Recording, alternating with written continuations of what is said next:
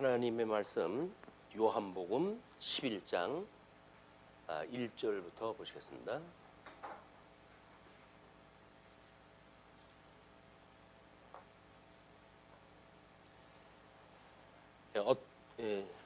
어떤 병자가 있으니 이는 마리아와 그 자매 마르다의 마을 베다니에 사는 나사로라. 이 마리아는 향유를 주께 붓고 머리털로 주의 발을 닦던 자요, 병든 나사로는 그의 오라버니더라.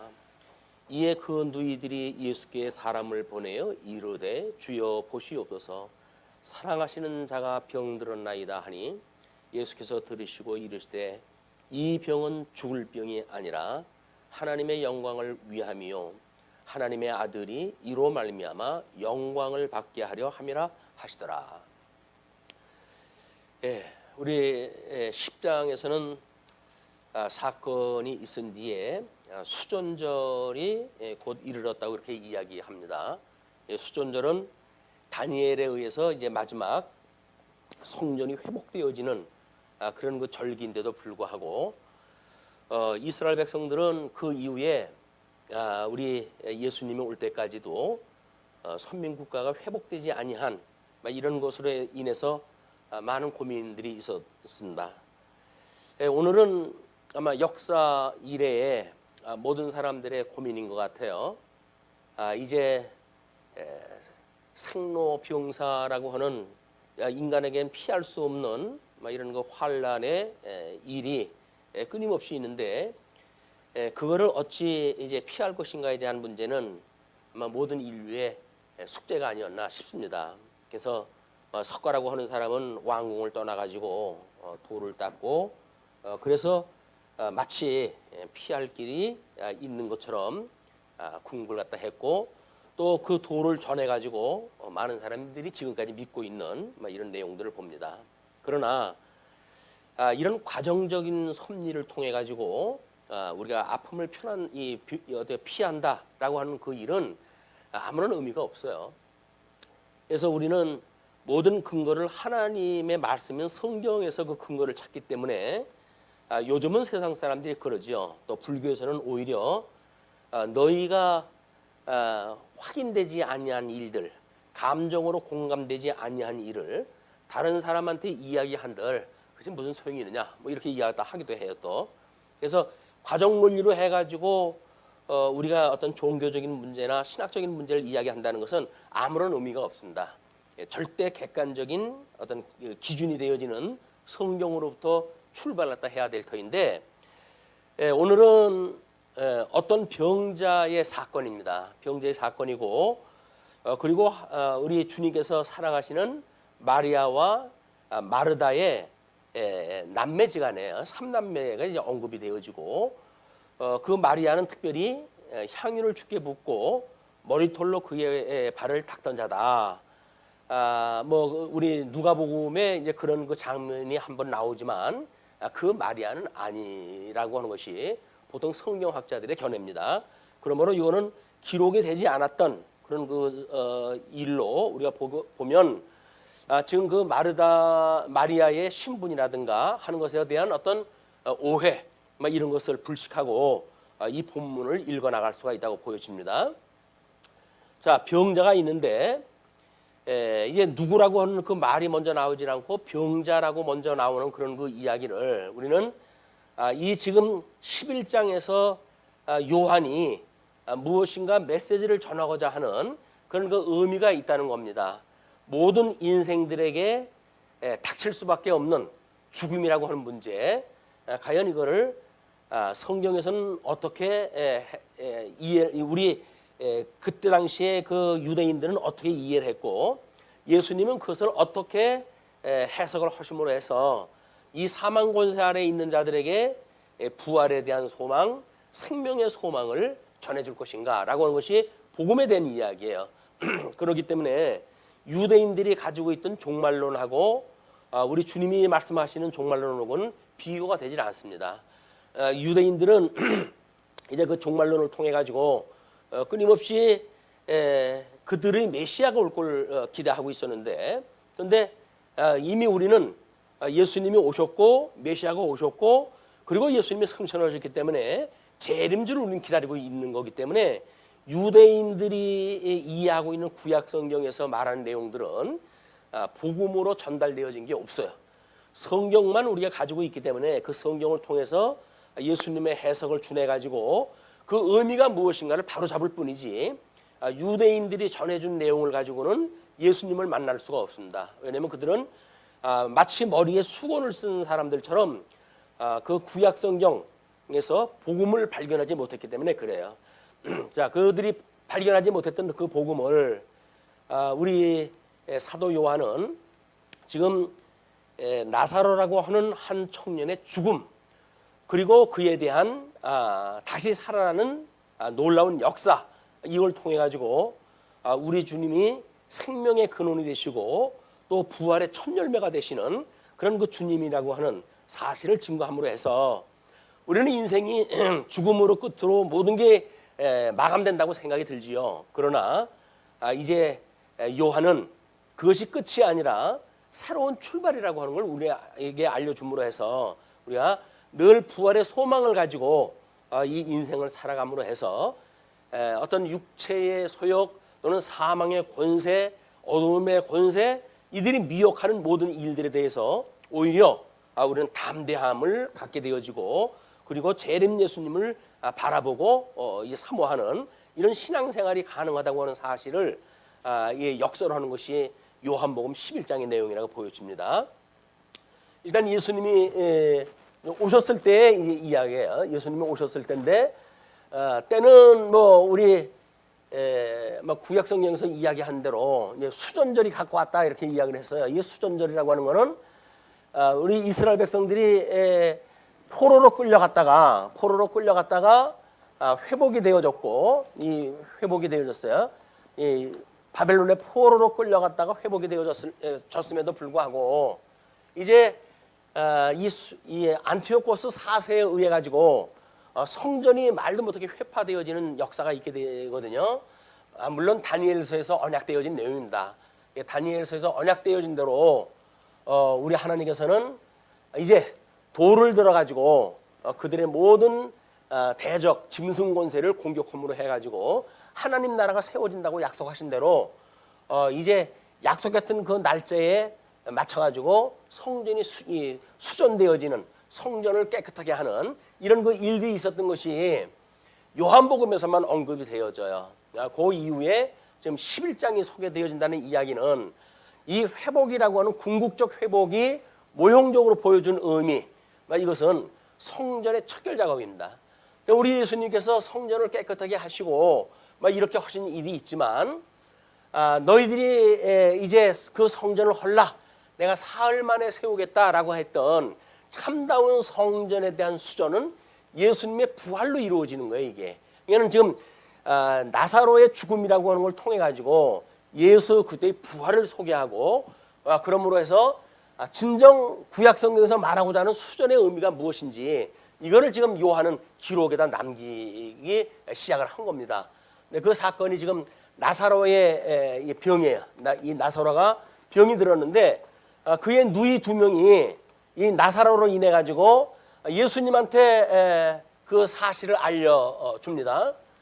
이제 그 사실을 여기서는 뭐라고 그러냐면 누이들이 예수께 사람을 보내 가지고 이르되 주여 보시옵소서 사랑하시는 자가 병들었나이다 이렇게 이야기를 해요.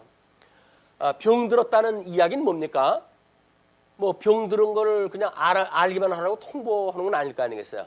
강군데 그렇기 때문에 우리가 기도를 갖다 할 때 뭐 구체적인 기도를 갖다 해가지고 그걸 일일이 우리 주님한테 말씀을 들어준다든지 그런 세간의 혹소는 사실은 그 무용한 거예요. 왜냐하면 이 누이들은 예수님이 어떤 분인지를 알기 때문에 나사로가 병이 들었습니다라고만 이야기를 해요. 그런데 우리 주님은 이들을 사랑하시는 분이에요. 이들을 사랑하시는 분이기 때문에 사랑하는 자가 병이 들었다는 그런 이야기를 듣고 예수님은 고쳐주실 것이 분명하지요. 그러니까 이미 병이 들었습니다라고 그 일상을 말씀을 드린 거는 이 형편을 보시고 하나님의 기뻐하신 뜻대로 해주세요라고 하는 이야기가 함축되어져 있다는 이야기예요. 우리가 하나님께 우리들의 일상을 고백을 하고 할 적에도 마찬가지야. 그런 것들을 일일이 내가 원하는 대로 고쳐달라, 내가 원하는 대로 이루어달라, 그것이 아니라 내 지금 현재 형편이 이러이러합니다 라고 이야기를 하게 되면 주님께서 그 뜻을 갖다 왜 못 알아들으시겠어요? 그걸 구체적으로 내 방식으로 해가지고 들어달라고 하니까 하나님께서는 그 방식이 아니니까 기도 응답을 해주실 수가 없어요. 왜? 하나님이 해주실 방법은 그 방법이 아니거든요. 근데 너무 좁은 우리들의 사사로운 방법을 가지고 구해달라고 그러니까 주님께서는 그거라고 한다면 좀 기다려봐라 이래도 안 들어주셔요. 그러니까 우리는 하나님 앞에 기도할 때 우리 형편을 이야기할 때 이만합니다. 제가 이렇게 이야기하시게 되면 주님께서 우리의 형편을 돌아보시고 그거에 적합한 길을 열어주시기도 하고 뜻을 알려주시기도 한다. 뭐 기도하실 때 너무 염려하시거나 구체적인 방법을 제시 못해가지고 기도를 못하겠다, 하나님의 뜻을 몰라가지고 기도 못하겠다라고 하는 그것도 사실은 맞지가 않아요. 기도라고 하는 건 하나님의 뜻을 구한다고 그렇게 이야기를 하지 않았어요? 하나님의 뜻을 구할 때 뭐 성령도 우리가 마땅히 빌 바를 몰라가지고 우리 성령님께서 우리의 그 뜻을 하나님 앞에 대신 이제 그 중보 기도를 다 해주고 계시기 때문에 우리들은 형편만 말씀을 드리면 돼요. 내가 지금 이러이러한 형편에 있습니다라고 이야기를 하게 되면 그 위기의 정도 또는 그에 대한 정확한 어떤 방향, 기뻐하시는 하나님의 뜻, 그 뜻대로 이루어 가실 것이 분명해요. 하나님의 뜻을 모르기 때문에 기도 못해요라고 하는 그 이야기도 이제는 변명이 할 수가 없습니다. 기도는 무조건 할 수밖에 없어요. 이제 왜냐하면 우리의 형편을 그대로 집고하는 일이니까.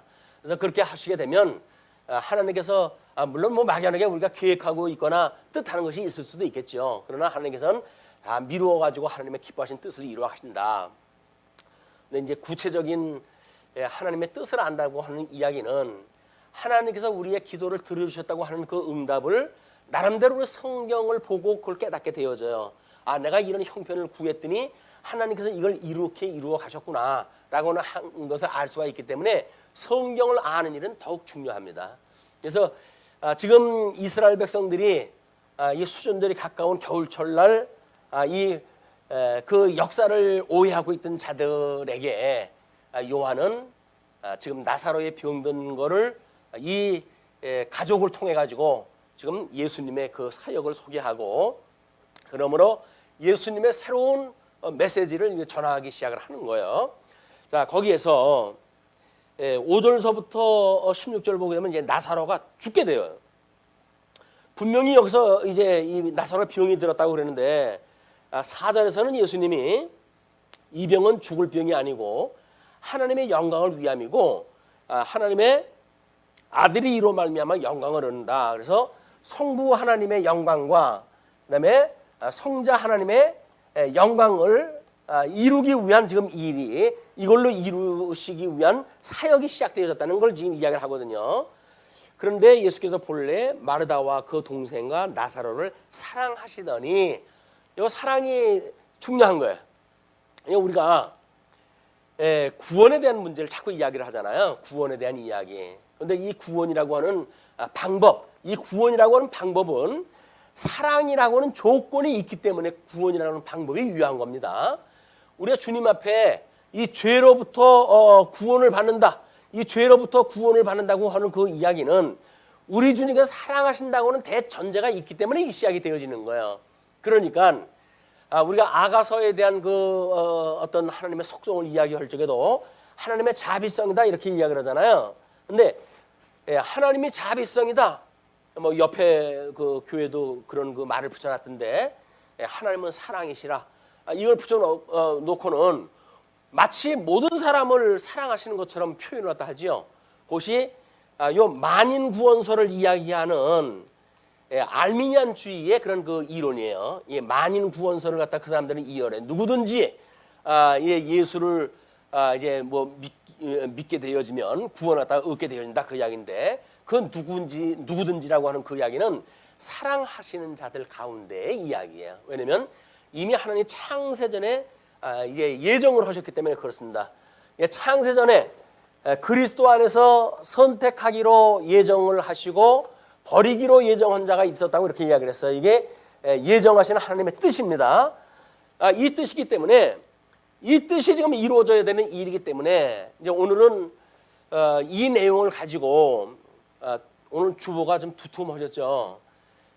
그것이 지금 우리들이 가지고 있는 웨스트민스터 신앙 고백을 가지고 십계명이라든지 뭐 이런 여타 내용들을 확인하다 하고 그러지만은 특별히 우리 좀 아마 이렇게 양면으로 빡빡하게 되어져 있는 게 있어요.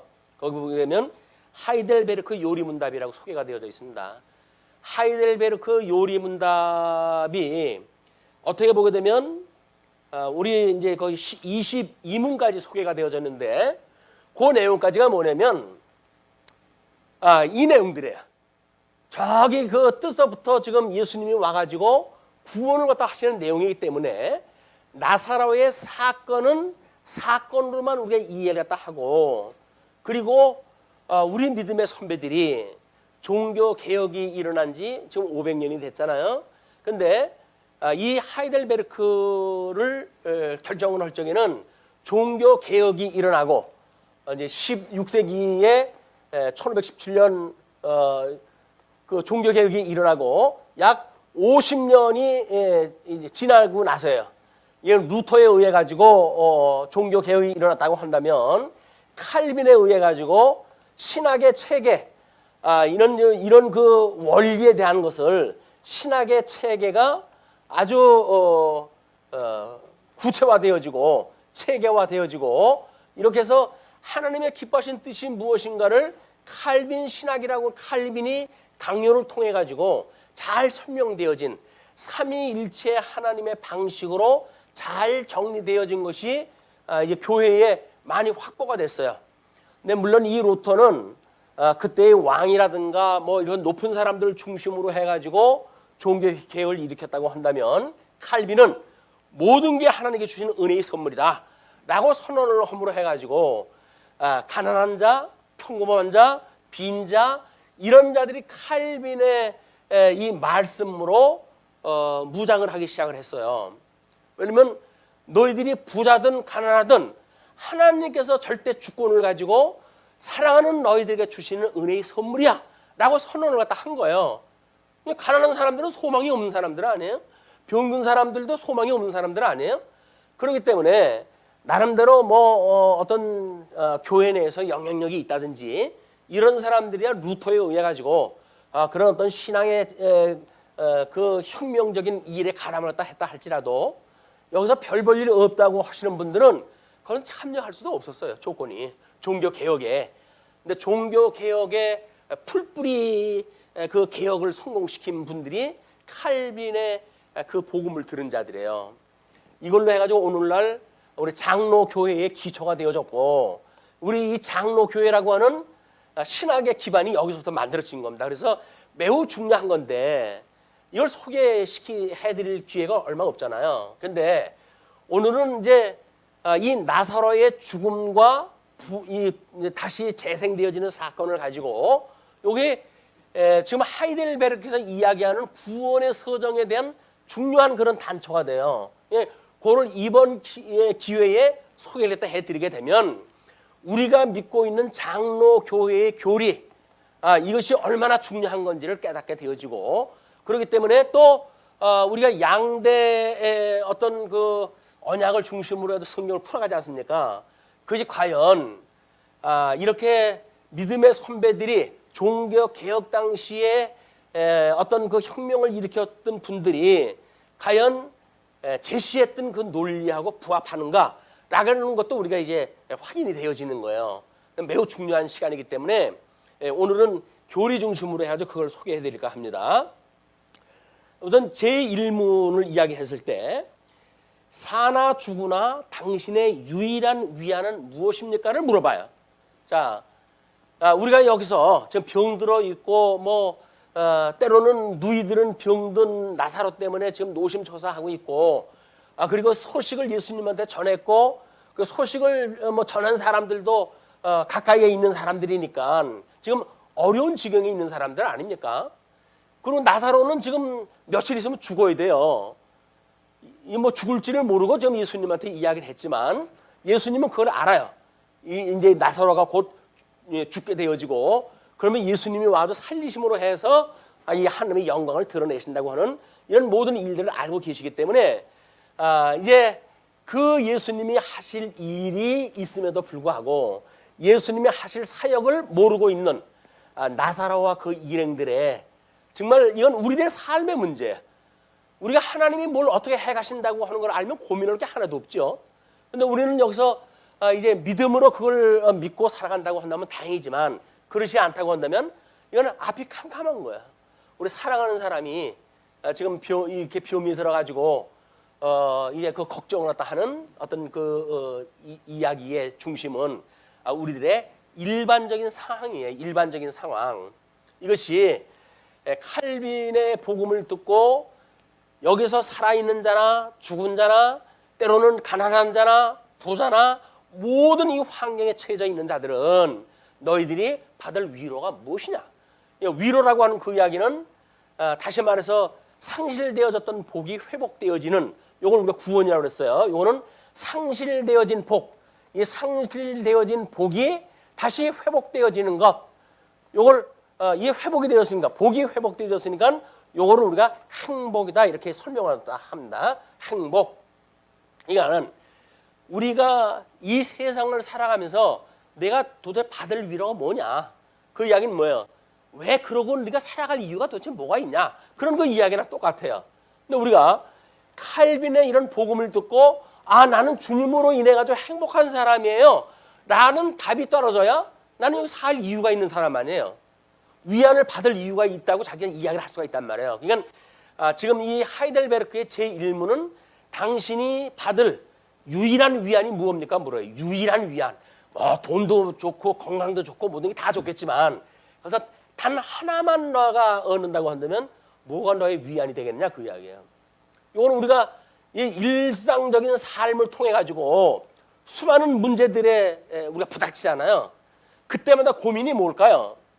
근본적인 어떤 그런 데 거의 대답이 아니라 당하고 있는 상황에 대한 해결 문제에 우리가 복취되어 있는 문제예요. 거기서 만약에 네가 그것이 구하고 그것을 얻고 근본적으로 너가 죽는다고 한다면 그게 무슨 유익이 있어? 라고 하는 문제가 만약에 생각만 든다고 한다면 우리는 고민을 좀 더 객관화시킬 수가 있겠죠. 한 발자국 뒤로 물러가가지고 내가 꼭 이 문제가 있어가지고 살고 죽고 하는 문제가 아니잖아? 라는 담력이 있어야 우리 전 삶을 포기하지 아니하고 새로운 뭐 대책을 세우기도 하고 새로운 어떤 그 소망을 갖기도 하고 이런 우리의 삶이 존속이 되어진단 말이에요. 아니면 이게 절망이면 나는 이거 아니면 죽어 라고 하는데 온다고 한다면 그 사람은 다른 거 구할 생각도 안 해요. 왜? 요 문제가 지금 가장 큰 문제니까. 근데 요것이 그때 당시에는 큰 문제지만 우리 여지껏 삶의 경험을 통해서 봤을 때 요일을 지나고 와서 보게 되면 그것이 이루어지고 안 이루어지고 상관없이 내가 살아가는구나. 이건 우리가 경험을 해왔잖아요. 끊임없이 경험을 해가잖아요. 그러니까 어떤 문제가 부닥쳤을 때 제일 유일한 위로가 무엇이냐라고는 근본적인 우리의 질문에 우리가 먼저 이 화두를 갖다 던져야 돼요. 근본이 뭐냐, 근본이 뭐냐. 그 다음에 과정적인 거는 있어도 이래도 저래도 상관이 없을 수가 있는 것들이에요. 왜? 모든 사람들이 겪고 있는 거니까.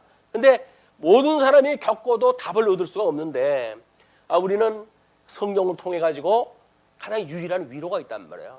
하나님 앞에 상실되어졌던 죄로부터 구원을 받아가지고 하나님의 자녀가 되어져서 하나님 나라에서 영원 부흥토록 행복을 누리며 사는 것이 우리들의 유일한 우리의 소원입니다 라고 말하게 되어지게 되면 이것이 구원에 이르렀다고 하는 사람들은 대부분의 문제들은 그렇게 중대한 문제가 되질 않습니다. 이 중대한 문제로 취급되어진 것은 구원받았다고 하는 것에 그렇게 큰 의미를 두지 않거나 이렇게 되면 그럴 수가 있겠죠. 그러나 구원에 우리가 어떤 확신을 가지고 있다고 한다면 우리는 아마 이런 당했던 있는 문제, 이거는 우리 주님 앞에 주님 제가 이것이 이러이런 문제 때문에 아주 곤욕스럽습니다. 라고만 말씀을 드리면 염려하지 마. 내가 너하고 함께 있어. 라고 하는 위로의 말씀을 듣게 되어질 거고 그걸 듣게 되어지는 순간 우리는 이 문제가 별 문제가 안 되는 거예요. 이 문제는 우리가 문제로 인식을 했기 때문에 문제입니다. 객관적인 입장에서 보면 문제가 안 돼요. 그러니까 우리 손톱에 가시가 찔리면 고통스럽잖아요. 근데 다른 사람의 속이 지금 암으로 해가지고 죽어가는 병이 걸렸다. 그게 나의 고통으로 느껴집니까? 안 느껴져요. 왜 그럴까요? 나한테 감지되지가 않으니까. 근데 이 삶의 방식도 마찬가지예요. 나한테는 아주 지극히 작은 일이지만 다른 사람이 봤을 적에는 지극히 작은 일이지만 나한테는 이게 크게 와닿는 거거든요. 그러니까 그게 너무 주관적이란 말이에요. 내 주관이 개입되어져 가지고 그 문제를 내가 키웠고 내가 그거를 확대경을 가지고 그 문제를 보기 때문에 우리가 어려워진 거예요. 그러니까 다른 사람이 봤을 때 그게 뭐 대수라고 이렇게 우리 대답을 듣는 경우가 많습니다. 뭐 그것 때문에 고민을 하니 이런 대답을 들을 때가 많아요. 왜 그럴까요? 나는 그것 때문에 지금 잠도 못 자고 밥도 못 먹고 죽을 지경인데 나를 좋아하는 친구가 한다는 얘기가 그게 뭐라고 그렇게 고민을 갖다 해? 라고 별거 아닌 것처럼 이야기할 때는 화가 날 때도 있어요. 그러나 객관적인 입장으로 본 사람의 그 시각이 정확한 거예요. 우리는 너무 주관적으로 그 문제를 봤기 때문에 이미 그 문제 속에 우리가 들어가 버렸어요. 그러니까 문제 바깥이 보이질 않아요. 그러니까 우리를 함께 계신 주님이 보이질 않으니까 문제 속에서 헤매게 되어지는 거예요. 문제라고는 어둠이 준 건데 오리문중이죠. 이 속에 들어가게 되면 빛도 하나도 없어가지고 어딘 나갈 수 있을 만한 활로가 없어요. 근데 바깥에서 보게 되면 돌아가면 되지. 이런 길이 생긴단 말이에요. 일상적인 삶의 방식도 그런데 지금 우리가 신앙생활도 할 때 우리가 유일한 위로가 무엇이냐라고 하는 근본적인 질문을 던진 것이 우리 하이델베르크의 이 신앙 고백이란 말이에요. 자, 그러면 거기에서 그렇게 해야죠. 사나 죽으나 나는 나의 것이 아니고 우리가 예수님을 믿었을 때 함께 죽었다고 했으니까 몸과 영혼이 모두 미쁘신 구주 예수 그리스도의 것입니다. 내가 주님의 것이란 말이에요. 주께서 보배로운 피로 나의 모든 죄값을 치러주셨고 마귀의 권세로부터 나를 자유케 하셨습니다. 또한 하늘에 계신 아버지의 뜻이 아니고는 나의 머리털 하나도 상하지 않듯이 주는 나를 지켜주십니다. 실로 이 모든 것이 합력하여 나의 구원을 이룹니다. 내가 주의 것이기에 주께서 성령으로 말미암아 영원한 생명을 보증하시고 나의 온 마음을 다하여 기꺼이 주를 위하여 살게 하십니다. 이것이 나의 유일한 위안입니다.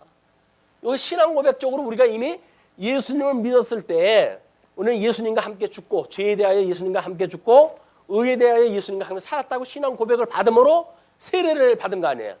세례를 받음으로 이제 주님의 몸된 교회의 이론이 되어졌으니까 교회에 출석하는 사람들에게 당신의 유일한 위로가 무엇입니까? 라고 이야기를 하게 되면 이 구원의 완성이란 말이에요. 이 구원의 완성.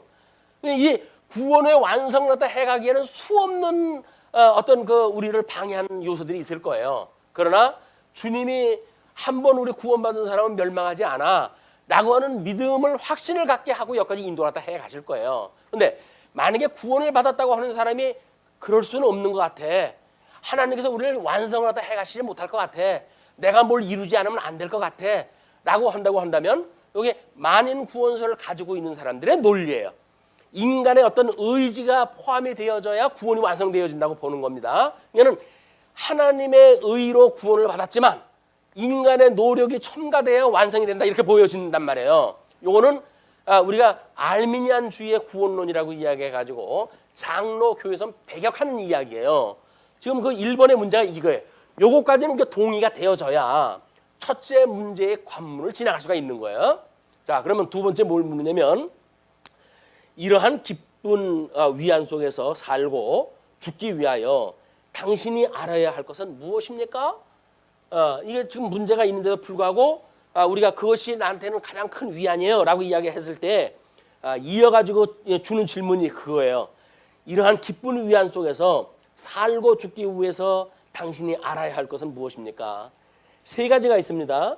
첫째, 나의 죄와 그 비참함이 얼마나 심각하며 나의 이 죄 문제라고 하는 것이 우리들한테 정말 나름대로 이것이 어떤 확대경을 가지고 들여다 봐가지고 죄가 이것이 확연하게 드러나야 돼요, 이게. 그래야 우리가 우리에게 죄 지은 자를 용서해 준 것처럼 우리 죄를 용서해 주세요라고 하는 그 기도를 끊임없이 하게 되지. 나는 모든 죄를 용서함 받았기 때문에 이제는 죄하고 상관이 없어요 라고 말하는 사람들한테는 구원의 완성까지 갈 수 있는 길이 없는 거예요. 이거는. 이게 소위 구원파의 논리라는 겁니다. 자, 그러니까 세 가지가 있는데, 첫째, 나의 죄와 그 비참이 얼마나 심각하며, 둘째, 어떻게 그 죄와 비참에서 벗어나며, 그러면 여기서 이 죄로부터 어떻게 우리가 이 구원의 완성에 이룰 수가 있습니까? 라고 하는 그런 그 이야기며, 그 다음에 셋째, 어떻게 구원을 주신 하나님께 감사를 드릴까 하는 것입니다. 여기서 이렇게 이루어가는 걸 온전케 하시는 예수 그들을 보면 주님께서 완성해 가신다는 거 아니에요? 이렇게 했을 때 우리의 감사와 기쁨, 이것이 지속되어지는 우리 신앙생활이 가능하니까 이 세 가지가 중요하다 그 이야기예요. 그래서 첫 번째 그 죄의 비참함, 그 다음에 그 죄의 비참에서 벗어나는 방법, 세 번째는 만약에 벗어난다고 한다면 어떻게 하나님께 감사드릴까 하는 것, 세 가지가 우리한테는 상당히 중요하고 알아야 될 것이다. 그러면 당신의 비참함을 알 수 있습니까? 어떻게 당신의 비참함을 알 수 있습니까? 라고 물어봐요. 왜냐면 우리가 알아야 될 그 세 가지를 이야기를 했으니까 먼저 비참함을 알아야 된다고 그랬잖아요. 그럼 비참함을 어떻게 알 수가 있습니까? 라고 했더니 하나님의 율법이 내게 가르쳐 줍니다. 이렇게 이야기를 해요. 이 죄라고 하는 거는 하나님의 법, 우리 이제 구약 성경에서는 이거를 율법이라고 이야기를 했죠. 율법. 그래서 로마서에서 보게 되면 하나님의 의가 나타나서 믿음에 이르게 하나니, 이 믿음에서 믿음으로 이르게 하나니, 복음에는 의가 나타나서 믿음으로 믿음에 이르게 하나니, 오직 의인은 믿음으로 말미암아 살리라, 이렇게 이야기를 하지 않았어요? 그러니까 당신의 비참함을 알 수 있는 방법은 저 율법이라고 하는 건 우리 아담에게 주어졌던 율법이라고 그렇게 이야기했어요. 아담에게 주어졌던 그 법을 갖다 뭐라 그랬어요? 이게 이걸 도덕법이라고 그렇게 이야기했죠. 왜냐면 하나님가 복과 나라를 약속을 갖다 했는데 복과 나라에 대한 모든 그 약속이 법으로 주어진 거예요, 이제. 그래서 로마서 1장에 가게 되면 우리들이 어떻게 타락했는지에 대한 타락상을 이야기를 하잖아요. 그리고 합당치 못한 일을 하게 하셨다고 그러잖아요. 그 합당치 못한 일들이 뭐예요? 여기서 하라고 했던 일이 아닌 것들, 어둠의 이 죄의 종로릇이 되어짐으로 해가지고 이렇게 마땅히 하나님의 기뻐하신 뜻을 따라 살아가야 되는데도 불구하고 이걸 상실을 했기 때문에 죄의 종이 되어지고, 이 죄의 종이 되어져 가지고 죄의 종이 시키는 대로 살았던 모든 일들, 거기 합당치 못한 일을 하게 하셨다고 이야기를 해요. 네, 그렇게 해놓고 네 번째, 하나님의 율법이 당신에게 무엇을 요구하는 건 무엇입니까? 또 뭘 갖다 요구합니까? 이렇게 이야기를 하니까 그리스도께서 마태복음 22장에서 요약하여 가르쳐 주십니다.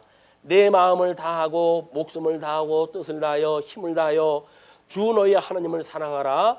이것이 첫째 되는 계명이요 둘째는 그와 같으니 내 이웃을 내 몸과 같이 사랑하라 하셨으니 이 두 계명이 온 율법과 선지자의 강령입니다. 이거는 이 율법의 강령이라고 하는 그 이야기는 뭐냐면 여기서 우리 이제 십계명에서 그걸 요약을 다 했는데, 이 십계명을 통해 가지고 하나님께서 삼위일체 하나님에 대한 이야기와 그다음에 이 관계를 개선해 가지고 복에 회복되어지는 것, 이걸 안식이라고 그렇게 이야기했어요. 그래서 첫째 계명서부터 셋째 계명까지 삼위일체 하나님에 대한 이야기, 넷째 계명에 대한 건 안식에 대한 이야기, 다섯째 계명에 대한 거를 우리가 부모를 공경하라라고 이야기했으니까 이거 하나님 나라라고 이렇게 이야기했어요. 여기까지는. 이거는 대신 계명, 그다음에 이건 대인 계명인데, 다섯째 계명은 통치 언약에 대한 내용이었죠. 그다음에 살인하지 말라, 그다음에 간음하지 마라라고 하는 걸로 해가지고 언약 자손의 생육 번성을 갖다 해야 되니까 이게 자손 언약에 대한 이야기라고 그렇게 이야기를 했어요. 그리고 8번서부터 이제 10번까지 이게 뭡니까? 도적질하지 마라, 외증하지 마라, 탐내지 마라라고 하는 이때는 이제 뭐 우리 땅을 중심으로 해서 경제 부를 갖다 측정하던 시대니까 경제 문제라고 이야기를 했단 말이에요. 그건 땅에 대한 언약. 이는 결국 하나님께서 언약하셨던 이 두 가지의 언약의 내용이 우리들한테 십계명으로 구체화가 되어졌는데, 이 구체화되어진 내용으로 보아가지고 하나님의 법은 이걸, 그래서 요거를 우리가 잘 지키는 것이 위로는 하나님을 사랑하는 것이고, 그리고 요거는 내 이웃을 내 몸과 같이 사랑하는 거란 말이에요. 이웃 사랑. 그래서 이 하나님 사랑에 대한 거를 우리가 대신계명이라고 그러고, 이웃 사랑에 대한 거를 대인계명이라고 나눠가지고 설명을 한 거예요. 그러니까 우리는 수없이 이제 이걸 공부를 갖다 했으니까, 이렇게 위로는 하나님을 사랑하고 이웃을 내 몸과 같이 사랑해, 이것이 성경 율법에 나와져 있는데, 우리가 우리의 죄를 알려고 한다면 이걸 보면 압니다, 그 이야기예요. 그래서 이제 우리 이 칼빈은 웨스트민스터 신앙 고백에 가서 요 내용을 설명하는데 많은 지면을 할애해요. 왜? 죄를 여기다 전부 조목조목 달아줘야 되니까. 그런데 우리는 원리적으로 봤을 때 3대 언약에 위배되어지는 모든 것들 요약해서 알 수가 있잖아요. 하나님하고 이렇게 하나님에 대한 삼위일체 하나님에 대한 불신, 하나님 외에 뭐 다른 그 신을 갖다 이야기한다든가, 또는 우상을 만든다든가, 하나님의 이름을 만홀히 여긴다든가, 이게 삼위일체 하나님에 대한 오해란 말이에요. 우리는 구약 성경을 통해서 하나님에 대한 지식을 잘 알았잖아요. 그러니까 나 외에 다른 신을 두지 마라 그러려면 나 외가 어디에 나와져 있을까요? 그게 구약 성경 전반에 나 외의 신들을 이야기를 해요. 너희들 그거 믿으면 다 멸절이야, 그 이야기거든요. 구약 성경을 모르고 나 외의 신, 여호와 아닌 것, 이렇게 해가지고 구별이 안 돼요. 왜? 똑같은 이름 부르는 사람들이 여기서 타락해 넘어져 가고 있거든요. 예수님 오셨을 때 망한 사람들이 구약 성경을 통해서 그 하나님을 이름으로 부르던 사람들이에요. 여호와로 부르던 사람들이에요. 근데 그 사람들이 그 하나님을 몰라요, 하나님의 뜻을. 그냥 구약 성경을 우리가 제대로 공부해야 나 외에 다른 신을 두지 마, 이런 것이 어떤 건지 안단 말이에요. 그러면 우상을 만들지 마라 라고 이야기를 했는데, 어떻게 해야 우리가 우상이 뭔지를 알 수가 있을까요? 복음서에 대한 내용을 공부하지 않으면, 그 복음서에서 이야기했던 건 내가 구약에서 언약되어진 메시아이기 때문에 나 아닌 사람들은 전부 도적이야, 예수는 그렇게 이야기를 하신단 말이에요. 그럼 우리는 복음서를 공부해야 나 외에 다른 신을 두지 말라는 걸 알 수가 있어요. 그리고 그러면 하나님의 이름을 만홀되게 여기지 마라라고 하는 그 이야기는 어떨까요?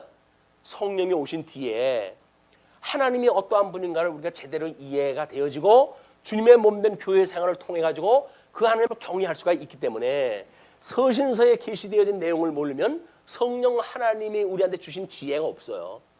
인식할 수가 없어요. 그러니까 만홀되게 이름을 갖다 부를 수밖에 없는 거예요.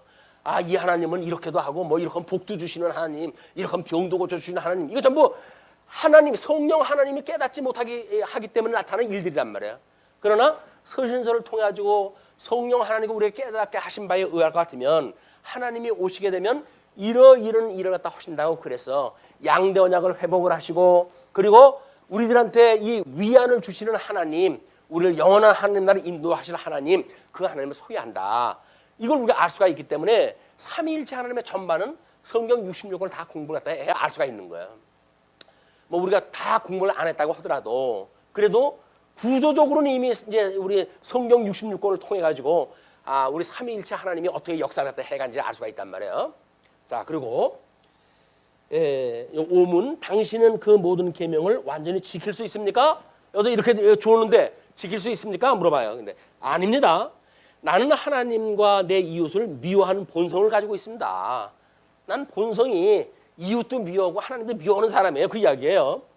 그렇게 이야기하니까, 그러면 하나님께서 본래 인간을 사악하고 불의하게 지으셨습니까? 당신이 그렇다고 하니까, 그렇다고 한다면 하나님이 본래 그렇게 만들었습니까? 그런 거 이야기 아니에요? 근데 뭐라 그러죠? 아닙니다.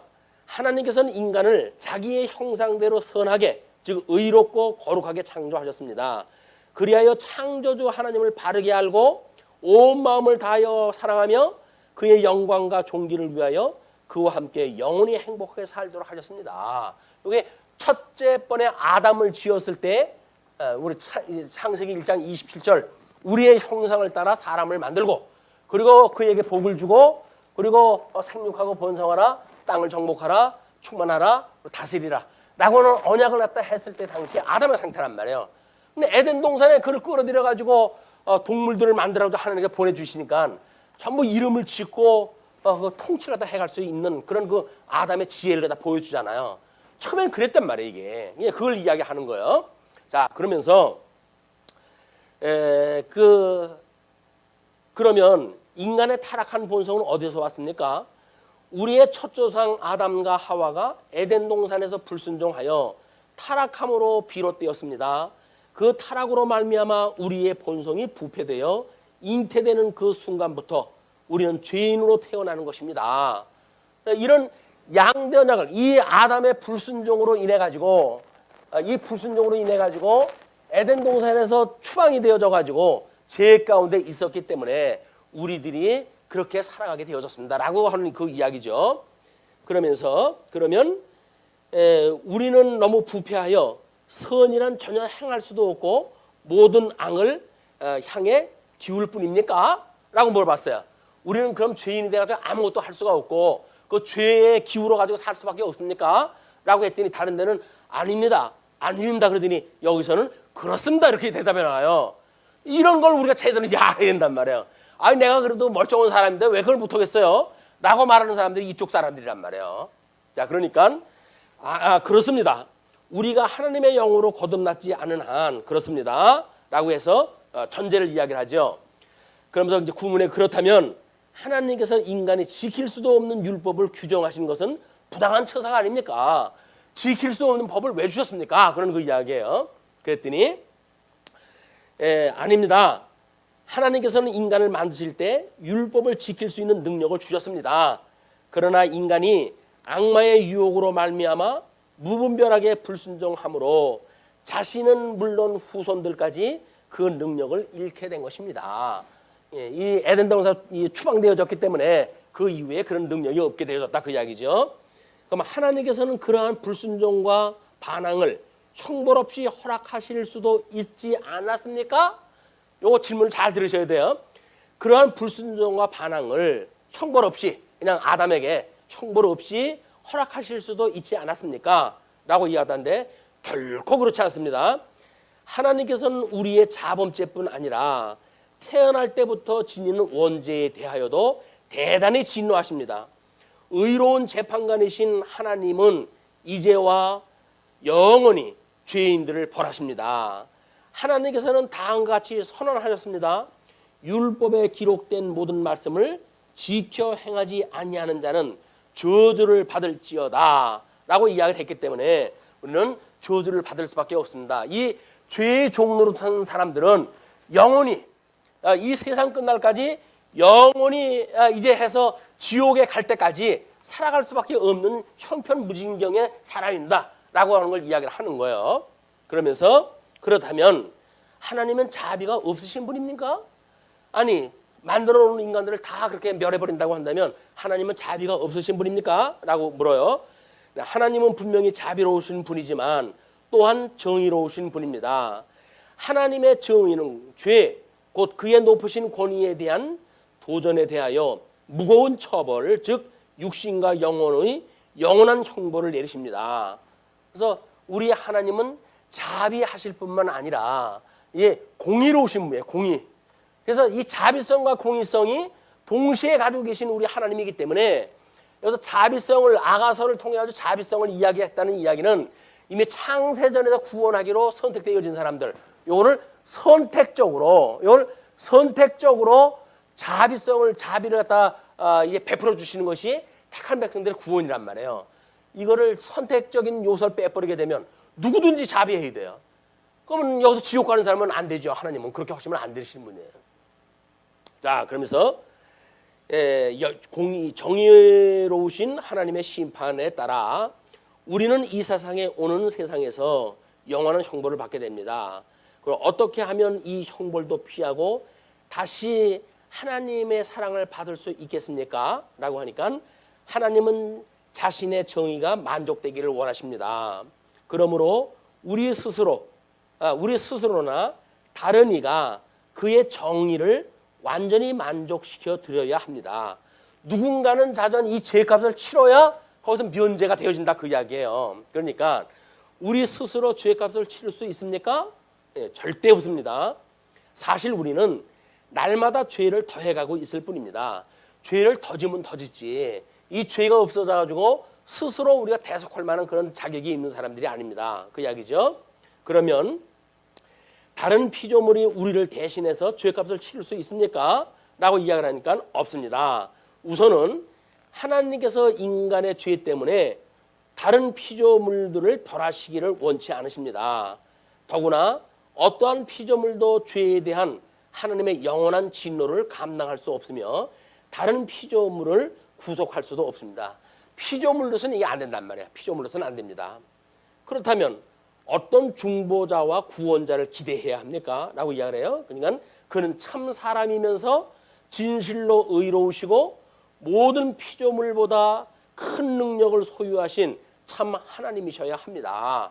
이거는 우리가 지금 요한복음을 뭐라고 이야기를 했어요? 요한복음의 그 주제가 품위를 통한 그리스도 증거란 말이에요. 이 품위를 통한 그리스도 증거.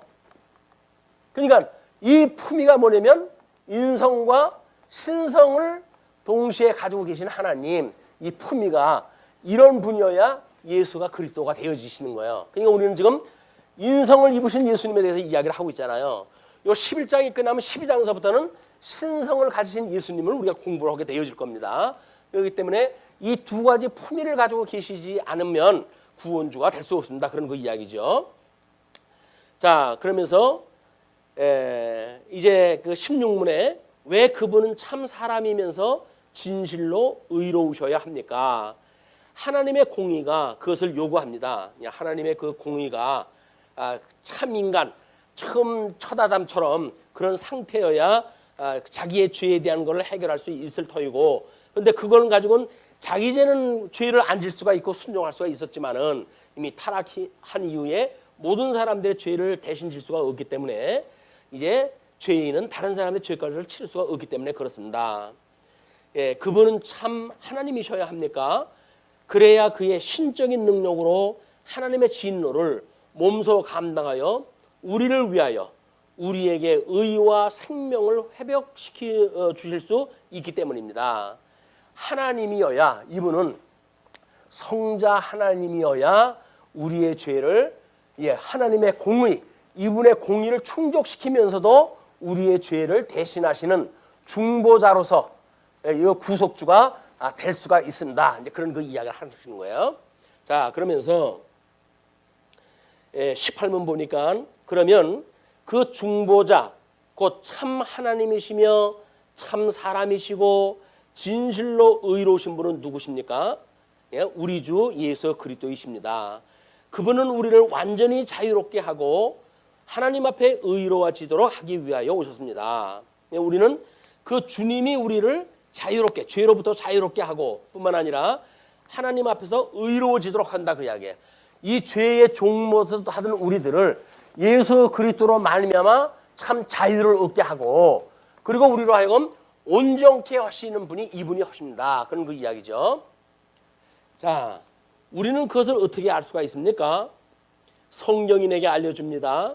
하나님께서 이미 에덴 동산에서 복음을 계시하셨고 그 후엔 거룩한 족장들과 선지자들을 통하여 선포하셨고, 여기서 복음을 증거했다는 이야기, 아담에게 복음을 증거했다는 이야기는 지금 양대 언약을 주시고 에덴 동산에 그를 끌어들여서 이 에덴 동산에 끌어들여가지고 선과 악을 알게 하는 과일나무 열매를 따먹으면 죽는다, 이걸 주셨잖아요. 뿐만 아니라 은혜 언약을 또 주셨어요. 이제 가지고 사건도 해가지고 모형적으로 성취가 되어지지만 여자의 후손과 남자의 후손의 갈등 관계를 가지고 복음을 증거했단 말이에요. 이 복음의 증거의 내용대로 구약의 모든 선지자들이나 하나님의 그 부름을 받은 자들이 저걸 가지고 증거를 했습니다. 그 이야기예요. 지금 우리가 양대 언약으로 인해 가지고 하나님의 법을 주신 거 다 공부했다 했어요. 그리고 이 행위 언약과 은혜 언약이라고 하는 건 에덴 동산에 주어졌던 바로 그 은혜의 방도를 지금 이야기를 하는 겁니다. 이는 어떻게 보게 되면 칼빈은 오래전서부터 양대 언약의 개념을 알고 있었던 분이에요. 그러니까 이 논리가 이렇게 나가죠. 이미 우리한테 법 준 것이 이미 아담에게 주어진 거고, 그다음에 그거를 행위 언약으로 인해서 불순종했을 때 죄의 종로로 터 수밖에 없고, 그러나 여기서 은혜 언약으로 해가지고 구원받는 방법을 알려줬기 때문에 마땅히 피 흘림의 제사의 방법을 알려줬고, 그걸로 해서 아벨도 그 위에 모든 선지자들이 그 복음을 증거했습니다. 그런 그 이야기예요. 자, 모든 사람이 아담을 통하여 타락한 것처럼 그리스도를 통하여 모든 사람들이 구원을 받는 것입니까? 아닙니다. 참된 믿음으로 그리스도에게 접붙여져서 그의 모든 축복을 받은 사람만이 구원을 받는 것입니다. 그러니까 창세전에 그리스도 안에 선택하기로 예정되어진 자들만 예수 그리스도의 구속에 참여가 되어지는 겁니다. 그 이야기예요. 그러면서 여기서 이제 그러잖아요. 이제 그 통하에 타락한 것처럼 이야기했을 때 그리스도에게 접붙여져서 그 이야기는 믿음으로, 그 믿음은 하나님께서 이 은혜의 선물로 주시는 거 아니에요. 믿음을. 그러니까 이 아담 때로부터 여기서 잃어버렸던 이 양대 언약에 대한 거를 여기서 복음을 통해 가지고, 이거 복음이에요. 이 복음을 가지고 우리가 깨닫게 하시고, 깨닫게 하시는 자들로만 예수님이 구원하다 해주신다는 이야기입니다. 자, 그러면서 참된 믿음이란 무엇입니까? 참된 믿음이란 하나님께서 말씀으로 계시하신 모든 것을 진실하다는 것을 아는 지식이며, 또한 그리스도의 순전한 은혜로 말미암아 다른 사람뿐만 아니라 나도 역시 죄를 용서받았고 하나님 앞에서 영원히 의롭게 되었으며 구원받게 되었다는 것을 성령께서 말씀을 통하여 내게 불어넣어 주시는 것을 믿는 굳건한 확신입니다. 말씀을 공부하는 거 구원받았다는 건 새빨간 거짓말이에요. 내가 체험을 갖다 했다는 동 이런 것도 아무런 의미가 없어요. 성경을 가지고 확인이 돼야 돼요. 진리니까. 그래서 이제 그 끝으로 해가지고, 그러면 그리스도인들은 무엇을 믿어야 합니까? 하나님께서 복음으로 우리에게 약속하신 모든 것입니다. 그 복음은 사도신경에 요약되어 있는데 전 세계적으로 고백되어지는 믿을 만한 기독교 신조입니다. 뭐라 그래요? 우리가 이야기했던 것처럼 천지를 지으신 아버지를 내가 믿사오며 그의 독생자 예수 그리스도를 믿사오며 또 그 성령을 믿사오니, 이렇게 해가지고 삼위일체 하나님에 대한 것을 성경 전체를 통해서 우리가 믿을 수밖에 없기 때문에 성경을 공부하는 것이 믿음의 기초가 되어진다, 그 이야기입니다. 뭘 믿어야 되느냐? 성경이 이렇게 기록되어진 걸 믿어라, 그 이야기예요. 그러니까 구약 성경을 통해 가지고 언약되어진 대로 우리 메시아가 오셨어요. 구약에 언약되어진 대로 오셨던 그 그리스도, 그분께서 승천하시고 성령을 보내주셔서 당신의 천상 사역을 증거하시는 모든 내용들, 그래서 우리들이 보는 성경의 논리와 양대 언약이라고 하는 그런 그 사상과, 그 다음에 우리가 말하고 있는 은혜 언약과 행위 언약에 대한 복음의 비밀과 이런 것이 요 하이델베르크의 신앙 고백에 딱 떨어져요. 우리는 지금 삼위일체 하나님에 대해서, 또는 사도신경을 뭐 다른 사람은 필요 없다, 뭐 지워버려라 어쩌라 그러는데 우리는 그럴 수가 없다는 거예요. 왜? 그 내용이 통시적으로는, 뭐 공시적으로는 우리가 구체적으로 공부를 갖다 해야 되겠지만, 통시적으로는 그나마도 성부 하나님에 대하여, 성자 하나님에 대하여, 성령 하나님에 대하여 기록이 되어져 있기 때문에 그런 걸 우리가 약식으로 외우고 우리가 묵상하고 하는 것이 매우 유익하다.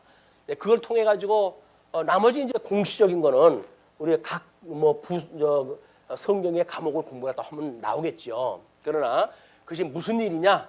그래서 천지를 지으신 하나님 아버지, 그의 외아들 독생자 예수 그리스도, 또는 성령 하나님, 그래서 삼위일체 하나님에 대한 모든 논리, 성경에 나와져 있는 기록을 믿는 것이 하나님께 구원받는 믿음이란 말이에요. 우리는 마땅히 구원받았어요. 이제 이 죄로부터 구원을 받았어요.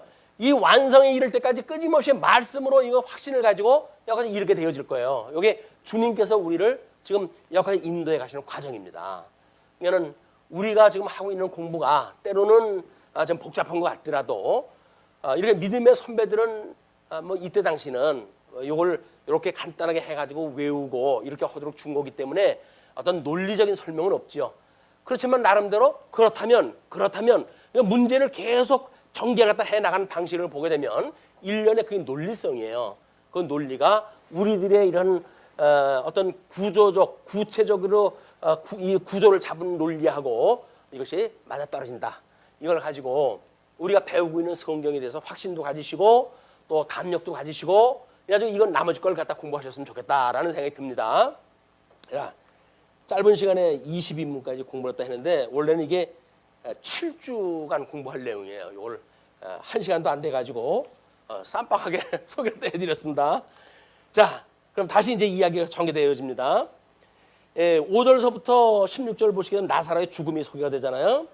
예수께서 본래 마르다와 그 동생과 나사로를 사랑하시더니 나사로가 병들었다 함을 들으시고 그 계시던 곳에 이틀을 더 유하시고, 이건 지금 때를 맞추시는 일입니다.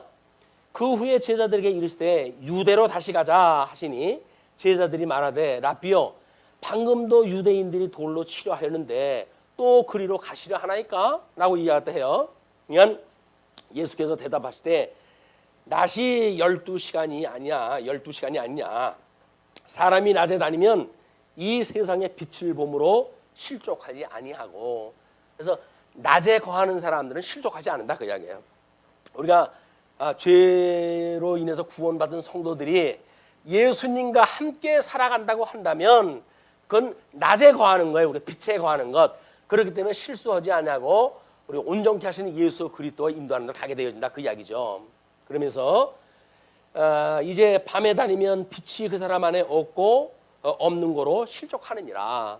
예수님이 없이 다닌다고 한다면 세상의 세속적 문화에 빨려들어가지고 범죄할 수밖에 없다 그러는 거 이야기입니다. 이 말씀을 하신 후에 또 이르시되 우리 친구 나사로가 잠들었다다 그러나 내가 깨우러 가노라 이렇게 이야기했어요. 예수님은 죽었던 자를 이제 다시 살리시는 사건이에요. 근데 예수님이 그 나사로에 대한 해석을 나사로는 지금 자는 것이다 이렇게 이야기를 해요. 왜? 이 사람들이 이해하기 좋게, 그 이야기 듣는 사람들이 이해하기 좋게 그걸 자는 사람을 깨우러 가는 것처럼 이야기도 해요. 그런데 만약에 이 잠들었다는 것이 그냥 자는 상태의 나사로를 깨우러 간다고 한다면 예수님이 직접 가셔야 됩니까? 제자들 보내야 되죠. 야 깨워라 이제 일어날 시간 됐다고. 그러면 될 거 아니겠어요. 근데 깨우러 가시겠다는 이야기는 뭐예요? 얘가 잠자는 그 잠은 내가 깨워야 되는 잠이야 그 이야기예요. 자 그러니까 제자들이 이르되 주여 잠들었으면 낫겠나이다. 아유 그 아픈 사람이 열나고 그러다 잠들면 낫죠. 아주 잘 알아요. 일반 상식이 아주 능해요. 잘 알아요. 그런데 예수는 그의 죽음을 가리켜 말씀하신 것이니 그들은 잠들어 쉬는 것을 가리켜 말씀하신 줄을 생각하는지라. 워낙 사고의 폭이 달라요. 예수님이 말씀하시는 저 깊은 어떤 영적인 사건하고 제자들이 이해하는 그런 그 세속적인 수준하고 차이가 있기 때문에 이런 견해 차이가 나오고, 이걸 깨달았던 요한이 요한복음을 쓰면서 자기도 속했던 제자거든요. 그걸 기록해서 남기는 거야. 나도 그랬다. 나도 그랬다. 네, 그래서 이에 예수께서 이르시되 나사로가 죽었느니라. 꼭 집어도 이야기 하나 좀 모르니까 내가 거기 있지 아니하는 것을 너희를 위하여 기뻐하노니, 지금 죽음의 현장에 내가 없는 것이 너희를 위해서 기뻐한다. 왜냐하면 이는 너희로 믿게 하려 함이라. 그러나 그에게로 가자 하시니. 왜? 만약에 이런 사건이 여기에 있었다고 한다면 예수님이 죽기 전에 뭐 병을 치료했다든지 그럼 죽었다 살아나는 이 영광, 이 뭐 전무후무한 영광은 볼 수가 없는 거 아니에요. 이건 너희를 위해서 기뻐한다. 이는 너희로 믿게 하려 함이라. 그러나 그에게로 가자 하시니, 디두모라고도 하는 도마가 다른 제자들에게 말하되 우리도 주와 함께 죽으러 가자 하니라.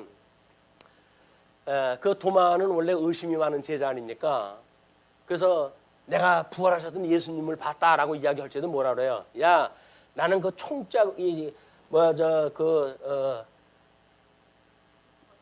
상처 자국에 손 놓지 않고는 확인하지 않고는 못 믿어.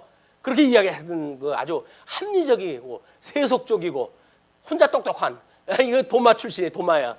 그런데 이 도마가 뭐라고 하냐면, 아니 유대로 가자고 하던 이야기는 낮인데 죽을 리가 없어.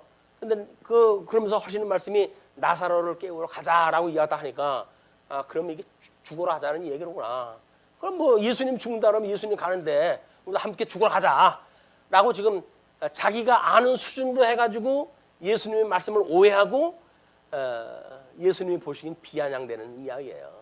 우리가 제대로 모르는 예수님의 말씀을 하는 이야기는 전부 예수님의 이름을, 하나님의 이름을 만홀되게 여기는 사건이란 말이에요. 이게 만홀되게 여기는 거예요. 이제 예수님이 하시는 일을 뭔지도 모르고 주와 함께 죽으러 가자. 선봉이 돼가지고 예수님도 함께 죽으러 가신다고 그러니까 죽지 않는다고 그랬고 그러니까 가자 이렇게 이야기가 되어진 것이 16절까지 이야기입니다. 그러면서 이제 요 뒤에 이야기가 또 아주 논리적으로 복잡한 사건이고 또 이제 11장 내용이 57절까지 있습니다. 그래서 어차피 두 구분으로 나누어서 설명이 돼야 되는데 지금 조금만 더 보시죠.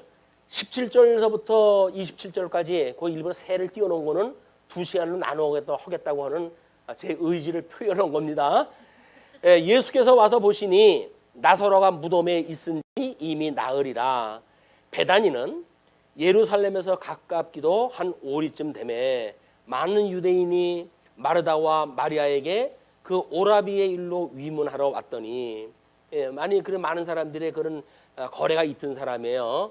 마르다는 예수께서 오신다는 말을 듣고 곧 나가 맞이하되 마리아는 집에 앉았더라. 마리아는 삐졌어요. 지금 집에 앉아 있고 마르다는 불이 나게 예수님을 맞으러 옵니다. 마르다가 예수께 여짜오되 주께서 여기 계셨더라면 내 오라버니가 죽지 아니하였겠나이다. 이거는 지금 마르다도 예수님이 장소를 초월해 가지고 메시아의 역할을 하시는 분을 이제 몰랐으니까 여기에 계셨으면 죽지 않았을 텐데 예수님이 오라는데 지체가 돼가지고 내 동생이 죽었습니다라고는 원망조의 이야기다 하는 거예요. 그러나 나는 이제라도 주께서 무엇이든지 하나님께 구하시는 것을 하나님이 주실 줄을 아나이다. 그래서 우리 예수님의 독생자로 오셨고 하나님의 뜻을 이루러 오셨던 분이기 때문에 주님이 뭘 구하는지 저는 모르겠어요. 설마 아니 사흘 동안 지금 죽어 있는 나사로를 살린다고 믿지는 않았을 거예요. 그러니까는 무엇이든지 주시는 대로 이루어질 걸 믿습니다. 이렇게 이야기다 합니다. 그러니까 예수께서 이르시되 내 오라비가 다시 살아나리라 라고 이야기했다 했어요. 놀라운 선언 아닙니까? 그렇다고 한다면 그 예수님을 믿었다고 한다면 마땅히 아멘으로 받아들여야 되겠죠. 족을 붙여요. 뭐라고 붙입니까? 마르다가 이르되 마지막 날 부활할 때에는 다시 살아날 줄을 내가 아나이다. 익히 구약 성경에서 알아가지고 수전절 이렇게 회복에 대한 의미, 죽은 자의 회복 이런 것들을 구약 성경에서 배웠기 때문에 마지막 날은 내가 그렇게 될 줄로 압니다라고 이야기했다 합니다. 예수께서 이르시되 나는 부활이요 생명이니 나를 믿지 않는 자는 죽어도 살겠고 나를 믿는 자는 죽어도 살겠고 무릇 살아서 나를 믿는 자는 영원히 죽지 아니하리니 이것을 내가 믿느냐? 라고 물어봐요. 그냥 이르되 주여 그라하여다. 주는 그리스도시요 세상에 오시는 하나님의 아들이신 줄 내가 믿나이다. 메시아인 줄 압니다. 그러므로 말씀하셨던 것처럼 살아서 주님을 믿는 사람도 영원히 살고 죽은 사람도 다 주님으로 말미암아 다시 살아나는 걸 믿습니다. 라고 이제 신앙 고백을 하는 거예요. 여기서 나는 부활이요 그 생명이라고 이야기를 하시지 않았어요. 근데 그 부활과 생명이라고는 개념을 지금은 이제 이 칠판에다 쓸 수 있는 여백이 없어요. 일단은 주보에다가 이제 우리 그 소개한 내용에다가 부활과 생명에 대한 걸 도표로 설명을 해놨어요. 이거는 시간이 제법 걸립니다. 설명을 하다 하기에. 그래서 다음 주에 설명을 하다 드려야 될 것 같아요. 그래서 이번 주에는 이 사건만 소개를 하다 해드리고 그 다음에 이제 다음 주에는 요거를 생명은 뭐고 또 부활은 뭔지 이걸 바로 알아야 우리가 영원히 하나님 나라에 지금 그대로 있는 거 아니에요? 이렇게 생각을 하게 되어진단 말이에요. 그러니까 우리가 마가복음을 공부했을 때 선제설은 이단입니다 이렇게 이야기를 했잖아요. 마치 우리가 선제되어져 있던 사람들이 이 땅에 다시 그냥 왔다, 이게 나타났다 라고 하는 식으로 이야기를 하게 되면 영지주의 이론에 빠져버리는 거예요. 그것이 생명이 과연 무엇이길래 그렇게 다른 사람들은 혼란에 빠지는지 이 개념은 다음 주에 공부가 돼야 돼요. 그래야 아 생명이라고 하는 것이 그거로구나라고 하는 걸 알아야 뭐 내가 이 모습 천국에 그대로 또 올라가 있다든지 이런 얘기를 다 아는단 말이에요. 그런 그 구체적인 설명 다음 주에 약속을 하고 오늘 말씀 줄이죠. 기도하시겠습니다.